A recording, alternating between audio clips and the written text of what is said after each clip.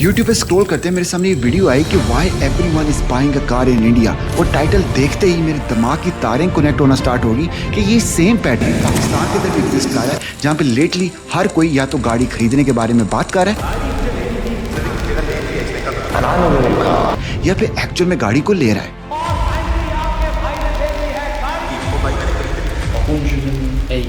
साजगार, Honda, Indus, किया, इन सब companies के रेवेन्यूज 2023 की निस्बत बढ़ते जा रहे हैं। और जब भी अब 3-4 लड़कों के अंदर बैठेंगे ना तो आपको सेम तरह की कॉन्वर्सेशन सुनने को मिलेगी।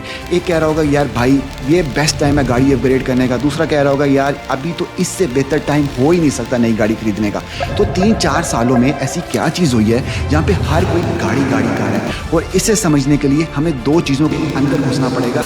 And the first thing is Pakistani लोगों का माइंडसेट कि वो गाड़ियों को लेके उनका जो थॉट प्रोसेस है वो क्या होता है, और ये वो जो डिसीजन लेते हैं क्या ये ठीक डिसीजन है या फिर एक फाइनेंशियल ट्रैप है। The second thing is economic trend, यानी पाकिस्तान की इकोनॉमी के लिहाज से हम देखेंगे कि लोग एक टाइम पे ज़्यादा गाड़ियाँ क्यों खरीदते हैं और एक टाइम पे लोग गाड़ियाँ बिल्कुल भी नहीं खरीदते। और एंड पे एक इन्वेस्टमेंट अपॉर्चुनिटी के बारे में बताऊंगा जिसकी साइंस अगर आप समझ लें तो आप ठीक ठाक पैसा बना सकते हैं। लेकिन उससे पहले हमें समझना पड़ेगा लोगों का माइंडसेट, यानी why we buy. So let's be honest, Pakistan के अंदर गाड़ी कभी भी गाड़ी नहीं होती, वो एक किस्म का आपका इमोशनल माइलस्टोन है। आप हमेशा जब भी गाड़ी सिलेक्ट करने जाते हैं तो आपके बैक ऑफ द माइंड ये चल रहा होता है कि मैं वो गाड़ी लूँगा जो लोगों के ज़हनों के अंदर ट्रांसलेट करे कि मैं कितना सक्सेसफुल हूँ। यानी आप जितनी अच्छी गाड़ी लेंगे लोगों को उतना लगेगा कि आप सक्सेसफुल हैं।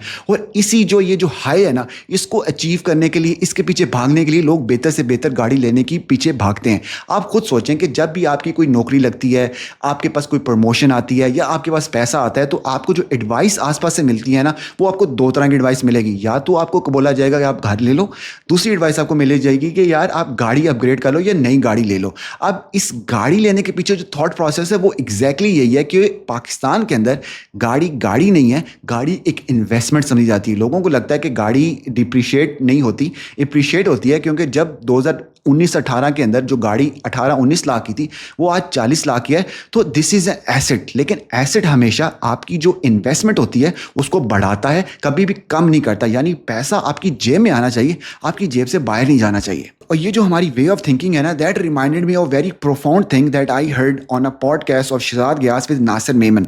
अब नासिर मेमन साहब कहते हैं कि हमारा जो सक्सेस की डेफिनेशन है दैट इज़ फ्लॉड। वो गवर्नमेंट की एग्जांपल देते हैं कि गवर्नमेंट को पता है कि पाकिस्तान के अंदर मसला क्या है, तालीम का, मेडिसिन का, बीमारियों का, इन सब चीज़ों का। लेकिन गवर्नमेंट इधर अपना सारा फोकस देने की बजाय वो फोकस करते हैं डेवलपमेंटल प्रोजेक्ट्स के ऊपर, रोड्स के ऊपर, क्योंकि वो शाइनी ऑब्जेक्ट्स हैं। वो उनको बताते हैं कि वो सक्सेसफुल गवर्नमेंट हैं, तो उसके पीछे वो भाग रहे हैं। वो जो फंडामेंटल नीड है लोगों की वो उस चीज़ को टैकल नहीं करते। उनके लिए जो सक्सेस की डेफिनेशन है वो वही है। तो हम अपनी ज़िंदगी के अंदर एग्जैक्टली यही चीज़ कर रहे होते हैं। हम उन चीज़ों के पीछे भागते हैं कि जो कि शाइनी ऑब्जेक्ट्स हैं, जिससे लोग हमें देख के बोलें कि हम सक्सेसफुल हैं। और हमारी जो डेफिनेशन है सक्सेस की, हमने वही बना दिया कि जो लोग कहेंगे। हम वही चीज़ें यूज़ करके अपनी फंडामेंटल प्रॉब्लम्स को बेहतर कर सकते हैं, अपने माइंडसेट को बेहतर कर सकते हैं, जहाँ पे हम जाके वेल्थ बना सकते हैं, कोई बड़ा बिजनेस बना सकते हैं। लेकिन हमारा मसला वहीं पे आता है कि हम शाइनी ऑब्जेक्ट्स के पीछे भागते हैं और हमारा जो थॉट प्रोसेस है, जो हमारी डेफिनेशन ऑफ सक्सेस की, वही फ्लॉड है कि हम लोगों के अंदर देखते हैं कि हम कितने सक्सेसफुल हैं। और यहाँ पे हमारा माइंडसेट गैप आता है, जहाँ पे हम सिंबल ऑफ वेल्थ चूज करते हैं as compare to actual wealth creation. और इसी वजह से हमारी जो गाड़ियों का रेट है वो 2008 की निस्बत ऑलमोस्ट 3 गुना तक बढ़ चुका है। क्योंकि जहाँ पे अगर एक घर को एक गाड़ी की ज़रूरत थी, तो अब वहाँ एक घर में 3-4 गाड़ियाँ, चाहे उनको वो उसकी ज़रूरत है या नहीं, because this is a symbol of success for us. लेकिन ये जो डीप सीटेड डिज़ायर है ना गाड़ी खरीदने की, this is just the half the story. जो दूसरा हैफ है, this is called economic trends, के पाकिस्तान में इकोनॉमी के लिहाज से क्यों आज लोग ज़्यादा गाड़ियाँ खरीद रहे हैं, लेकिन 2-3 साल पहले लोग गाड़ियाँ बिल्कुल भी नहीं खरीद रहे थे। And here we gonna discuss the economic trends means when we buy. Auto industry एक सिक्लिकल इंडस्ट्री है। थोड़ा सा फैंसी हो गया, लेकिन अगर सिंपल टर्म्स में समझाऊं, अगर इकॉनमी ऊपर जा रही है तो ऑटो इंडस्ट्री भी ऊपर जाएगी, अगर इकॉनमी नीचे आ रही है तो ऑटो इंडस्ट्री भी नीचे आएगी। इस पूरे रिलेशनशिप को समझने के लिए आपको 2 चीज़ें समझना जरूरी है। One is inflation and other is interest rates. किसी भी कंट्री के अंदर जब इन्फ्लेशन होती है, यानी जब महंगाई ऊपर जाने लगती है, तो स्टेट बैंक आके उस महंगाई को कंट्रोल करने की कोशिश करता है, क्योंकि उनके साल का एक टारगेट होता है कि हमने जो इन्फ्लेशन है वो इतनी रखनी है।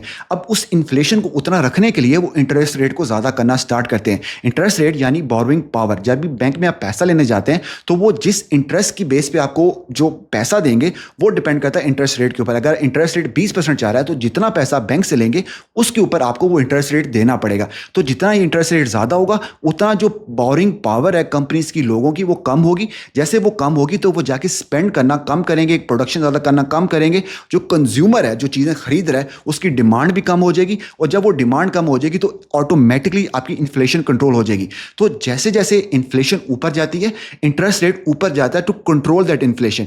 जब इन्फ्लेशन आपकी कंट्रोल हो जाती है, जब आपको पता है प्राइसेस ज़्यादा नहीं बढ़ रही, महंगाई का रेट ज़्यादा नहीं बढ़ रहा, तो इन्फ्लेशन नीचे आने लग जाती है। जैसे इन्फ्लेशन नीचे आती है तो जो स्टेट बैंक होता है वो इंटरेस्ट रेट को कट करना स्टार्ट करता है। इंटरेस्ट रेट कट होकर 18% होता है, 16% होता है, 14% होता है।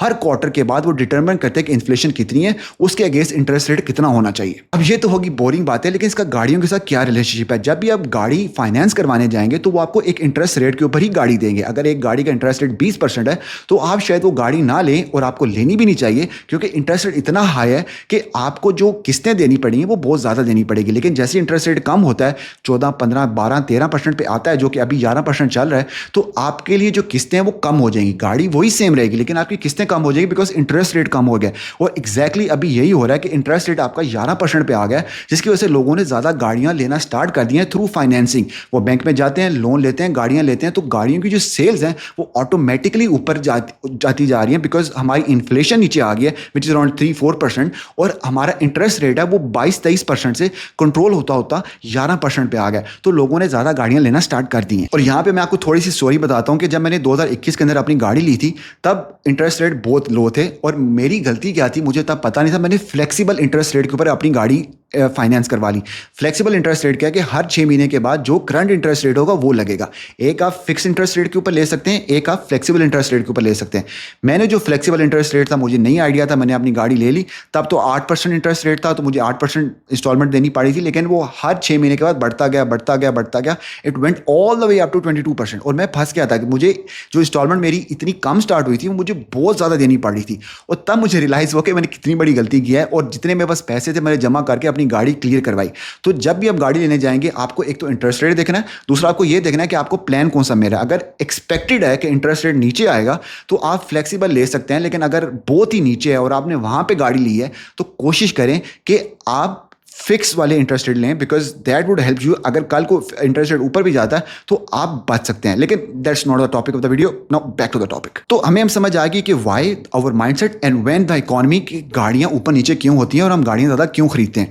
अब यहाँ पे समझने की जरूरत है कि इन्वेस्टमेंट अपॉर्चुनिटी कहाँ पे आती है। इन्वेस्टमेंट गाड़ियां खरीद के नहीं, एक और इन्वेस्टमेंट अपॉर्चुनिटी कि जब भी आप किसी दोस्तों के अंदर बैठेंगे ना, आपको ये डिबेट मिलेगी कि कौन सी गाड़ी अच्छी है, किसकी गाड़ी के फीचर्स अच्छे हैं, किसकी टॉर्क अच्छी है, किसका जो हॉर्स पावर वो अच्छी है, किसकी प्राइस बेहतर है। ये सब आपको कॉन्वर्सेशन मिलेगी जैसे ही आप उनसे बात करोगे कि क्यों ना हम इन गाड़ियों के शेयर्स खरीदें।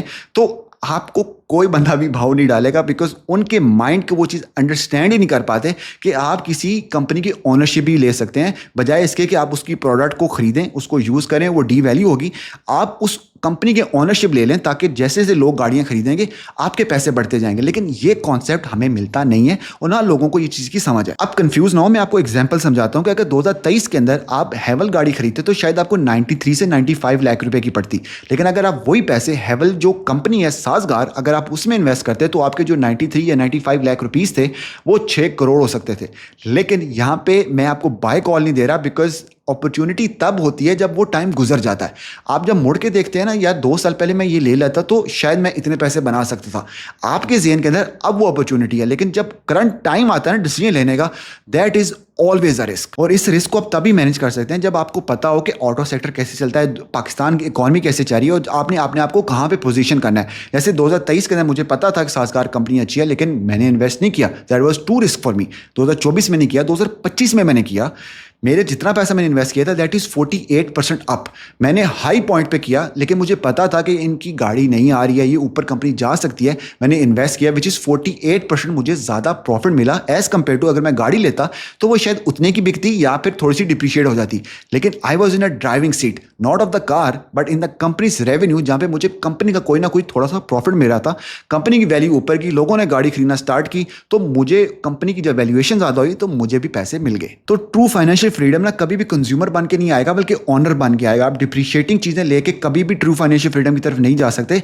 बट अगर आप एप्रिशिएटिंग, जो एप्रिशिएट हो रही हैं, जब लोग चीज़ें खरीद रहे हैं, इकॉनमी का जब बूम आ रहा है, तो आप वहाँ पे एज अ बायर नहीं बैठे हुए, आप एज अ ऑनर बैठे हैं। जब जितनी लोग वो गाड़ी खरीदेंगे उतना आपको प्रॉफिट हो रहा है। तो आपको अपने दिमाग से सोचना है कि मैंने गाड़ी खरीदनी है या मैंने ऑनरशिप लेनी है। अब यहाँ पे बात ये नहीं आती कि आप गाड़ी खरीदे ना, कुछ लोगों की गाड़ी खरीदना मजबूरी होती है जिन्होंने ऑफिस तक जाना है, लेकिन गाड़ी खरीदने के लिए आपको राइट माइंडसेट और राइट रूल्स चाहिए, जो कि शायद मोस्टली लोग मिस कर देते हैं। और वो ये 3 रूल्स हैं, और जिसमें नंबर 1 है नो द ट्रू कॉस्ट। और यहाँ पे आपने 20% रूल लगाना है कि गाड़ी की जितनी भी आपकी जो मंथली इंस्टॉलमेंट बन रही है वो आपकी इनकम से 20% ज़्यादा नहीं होनी चाहिए।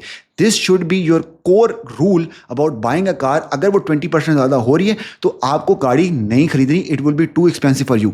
मैंने अपने रूल बनाया हुआ है कि जब तक मैं वो वाली गाड़ी जो भी मैंने लेनी है वो मैं 3 दफ़ा ऑन कैश नहीं खरीद सकता, मैं वो गाड़ी नहीं खरीदूंगा। दैट मीन्स कि अगर एक गाड़ी 60 लाख की है तो मेरे अकाउंट के अंदर 1,80,00,000 रुपया पड़ा होना चाहिए, तब मैं वो 60 लाख की गाड़ी अफोर्ड कर सकता हूँ। तो आप 20% रूल ले सकते हैं या 3x योर टोटल कैश भी ले सकते हैं। And rule number 2, buy for utility not status. यानी आपने यूटिलिटी के लिए कि मेरी गाड़ी एक पॉइंट से दूसरे पॉइंट जा रही है, ब्रेक डाउन नहीं होती, सब कुछ ठीक है, तो मेरे लिए काम करेगी। सिर्फ स्टेटस के लिए नहीं, अपनी यूटिलिटी के लिए गाड़ी लेनी है। Number 3, invest first. जब भी आप गाड़ी लेने के बारे में, इंस्टॉलमेंट के बारे में सोचें और आपको लगे कि गाड़ी के बगैर मेरा थोड़ा बहुत काम चल सकता है, तो आप सबसे पहले इन्वेस्टमेंट्स करें उन कंपनीज के अंदर जहां पे लोग जाके गाड़ियां खरीद रहे हैं। तो कुछ अरसे के बाद शायद आपके पास इतनी इनकम हो जाए कि आप गाड़ी इजीली अफोर्ड कर सकें। तो जब नेक्स्ट टाइम ना लोग गाड़ियों के बारे में बात कर रहे होंगे ना, आपने थोड़ा डिफरेंट सोचना है। आपने गाड़ी की सीट के ऊपर बैठ के नहीं, उस बोर्ड मीटिंग जो कि इन शेयर होल्डर्स की हो रही होती है ना, उसके अंदर अपने आप को इमेजिन करना है और आपने डिसीजन वो लेना है जो कि वो शेयर होल्डर लेता अपनी कंपनी के लिए। बिकॉज यहीं से आपकी एक्चुअल में फाइनेंशियल फ्रीडम की जर्नी ना